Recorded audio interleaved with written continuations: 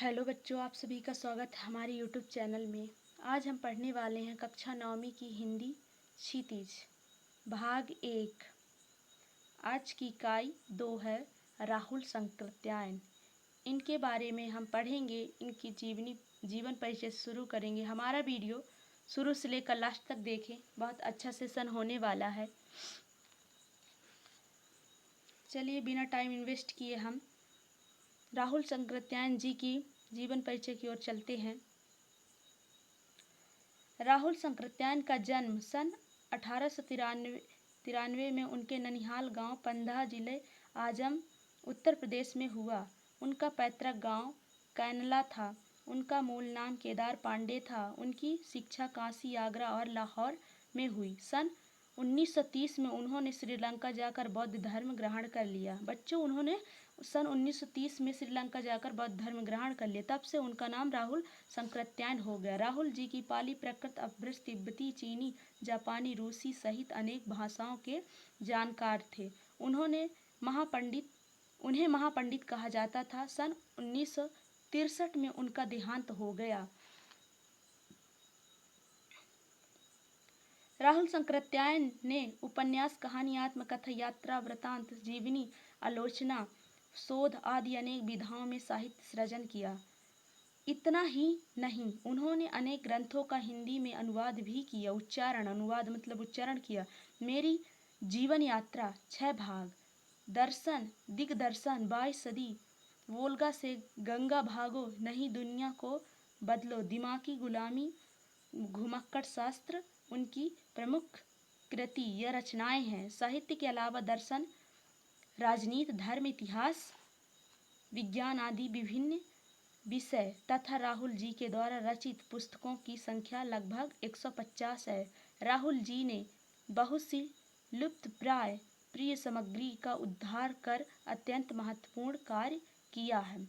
यात्रा वृत्तांत लेखन में राहुल जी का स्थान अन्यतम है। उन्होंने घुमक्कड़ शास्त्र की रचना की है और उससे होने वाले लाभों का विस्तार से वर्णन करते हुए मंजिल के स्थान पर यात्रा को ही घुमक्कड़ का उद्देश्य बताया है। घुमक्कड़ी से मनोरंजन, ज्ञानवर्धन एवं अज्ञात स्थलों की जानकारी के साथ साथ भाषा एवं संस्कृति का भी आदान प्रदान होता है। राहुल जी ने विभिन्न स्थानों के भौगोलिक वर्णन के अतिरिक्त वहां के जनजीवन की सुंदर झांकी को प्रस्तुत किया है।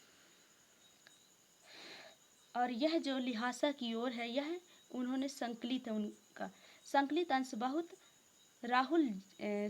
अंश राहुल जी की प्रथम तिब्बत यात्रा से लिया गया। यह संकलित अंश जो है लिहाजा की ओर, यह है राहुल जी की जब वो तिब्बत की यात्रा कर रहे थे वहां से लिया गया है, जो उन्होंने सन 1929-30 में नेपाल के रास्ते की थी। उस समय भारतीयों को तिब्बत यात्रा की अनुमति नहीं थी, इसलिए उन्होंने यह यात्रा एक भिखमंगे के छद्मवेश में की थी। इसमें तिब्बत की राजधानी लहासा की ओर जाने वाले तिब्बत की राजधानी क्या थी? लहासा की ओर जाने वाली दुर्गम रास्तों का वर्णन करते हैं। उन्होंने बहुत ही रोचक शैली में, सरल शैली में इस यात्रा वृत्तांत से हमें उस समय की तिब्बती समाज के बारे में भी जानकारी देना चाहते हैं। उस समय की तिब्बती समाज के बारे में हम सबको बताना चाहते हैं। तो चलिए लिहाजा की ओर, ये है उनकी रचना। वह नेपाल से तिब्बत जाने का मुख्य रास्ता है। फिर कलिंड पोर्ट का रास्ता जब नहीं खुला था तो नेपाल ही नहीं, हिंदुस्तान की भी चीज़ें इसी रास्ते तिब्बत जाया करती थी। यह व्यापारिक ही नहीं सैनिक रास्ता भी था। इसलिए जगह जगह फौजी चौकियां और किले बने हुए हैं, जिनमें कभी चीनी पलटन रहा करती थी। आजकल बहुत से फौजी मकान गिर चुके हैं। दुर्ग के किसी भाग में जहां किसानों ने अपना बसेरा बना लिया है, वहां घर कुछ आबाद दिखाई पड़ते हैं। ऐसा ही परित्यक्त एक चीनी किला था। हम वहां चाय पीने के लिए ठहरे। तिब्बत तिब्बत में यात्रियों के लिए बहुत सी तकलीफ़ें भी हैं और बहुत सी बातें आराम की भी है। जहाँ जाति पाति छुआछूत का सवाल नहीं है और ना ही औरत पर्दा करती। वहाँ जहाँ तिब्बत एक ऐसा देश है जहाँ उस समय जाति पाति का कोई भेदभाव नहीं था और जो स्त्रियाँ थीं वो नारी थी, वो पर्दा नहीं करती थी, मतलब सर नहीं ढकती थी।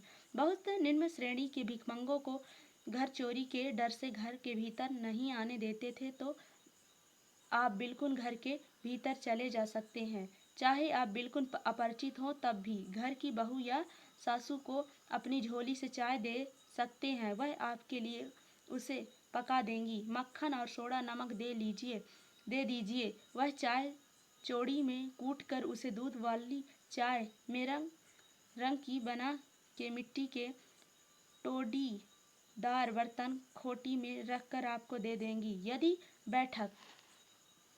यदि बैठक की जगह चूल्हे से दूर है और आपको डर है कि सारा मक्खन आपकी चाय में नहीं पड़ेगा, तो आप खुद जाकर चोड़ी में चाय मत ला सकते हैं। चाय का रंग तैयार हो जाने पर फिर नमक मक्खन डालने की ज़रूरत नहीं होती। परित्यक्त चीनी किले से जब हम चले गए तो वहाँ चले गए एक आदमी राहदारी मांगने आया। वह दोनों चिट्टे दे दिए। शायद उसी दिन हम थोडला के पहले के आखिरी गांव में पहुंच गए। यहाँ भी सुमति के जान पहचान के आदमी थे और भिखमंगे रहते भी ठहरने के लिए अच्छे जगह मिली। 5 साल बाद हम इसी रास्ते लौटे थे और भिखमंगे नहीं, एक भद्र यात्री की वेश में घोड़ों पर सवार होकर आए थे। किंतु उस वक्त किसी ने हमें रहने के लिए जगह नहीं दी और हम गांव के एक सबसे गरीब झोपड़े में ठहरे थे।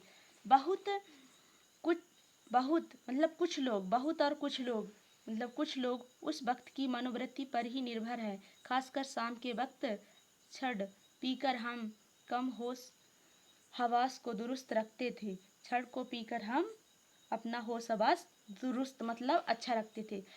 अब हमें सबसे विकट डाडला थोडला पार करना था।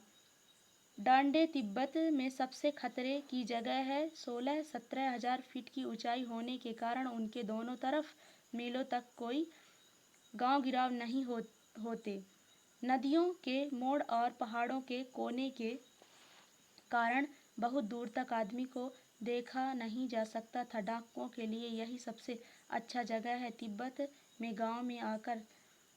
के गांव में आकर खून हो जाए तो तब खूनी को सजा भी मिल सकती है, लेकिन इन निर्जन स्थान में मरे हुए आदमियों के लिए कोई परवाह नहीं करता। सरकार, खुफिया विभाग और पुलिस पर उतना खर्च नहीं करती और वहाँ गवाह भी तो कोई नहीं मिल सकता। डकैत पहले आदमी को मार डालते हैं, उनके बाद देखते हैं कि कुछ पैसा है या नहीं है। हथियार का कानून न रहने के कारण यहाँ लाठी की तरह लोग पिस्तौल बंदूक लिए फिरते हैं। मतलब कि वहाँ कानून कार्यवाही नहीं है तो लाठी की तरह वहाँ के लोग उस खुफिया जगह में पिस्तौल बंदूक को रखे घूमते हैं।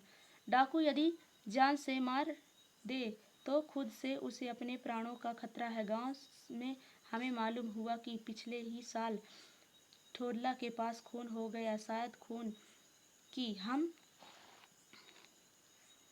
की हम उतनी परवाह नहीं करते क्योंकि हम भिखमंगे थे और जहाँ कहीं वैसी सूरत देखते टोपी उतारकर जेब निकालकर कूची कूची दया एक पैसा करते भीख मांगने लगते। लेकिन पहाड़ की ऊंची चढ़ाई थी, पीठ पर सामान लाद कर कैसे चलते और अगला पड़ाव 16-17 मील से कम नहीं था। मैंने सुमति से कहा कि यहाँ से लटकोर तक के लिए 2 घोड़े कर लो, सामान भी रख लेंगे और चढ़े चलेंगे। एक दिन हम घोड़े पर सवार होकर ऊपर की ओर चले। डांडे से पहले एक जगह चाय पी और दोपहर के वक्त डांडे के ऊपर जा पहुँचे। हम समुद्र तल से 17-18 हजार फीट ऊंचे खड़े थे। हमारी दक्षिण तरफ पूरब से पश्चिम की ओर हिमालय के हजारों श्वेत शिखर चले गए थे।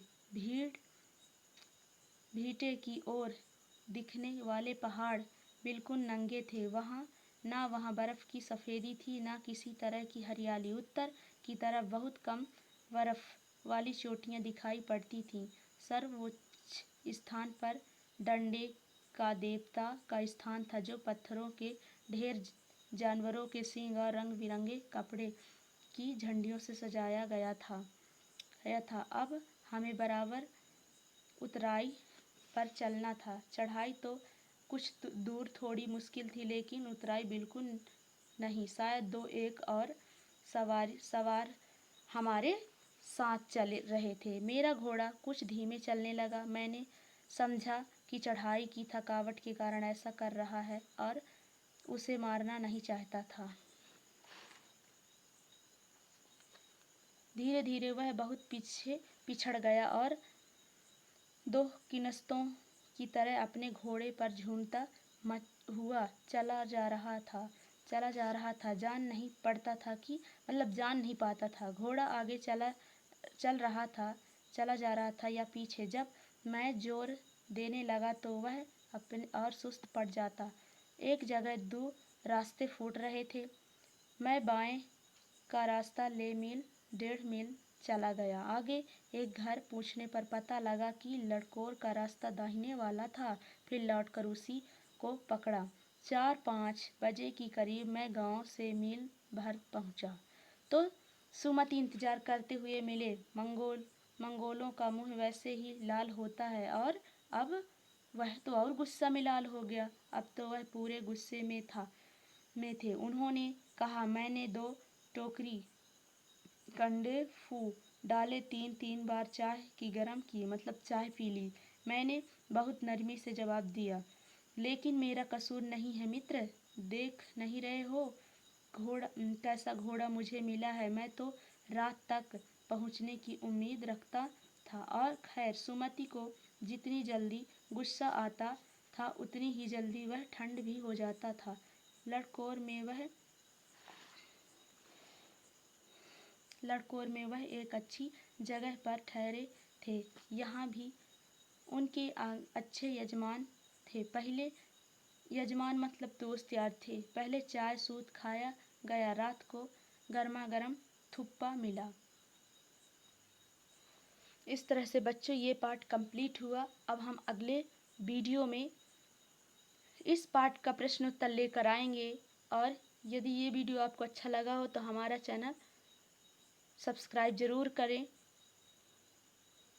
धन्यवाद।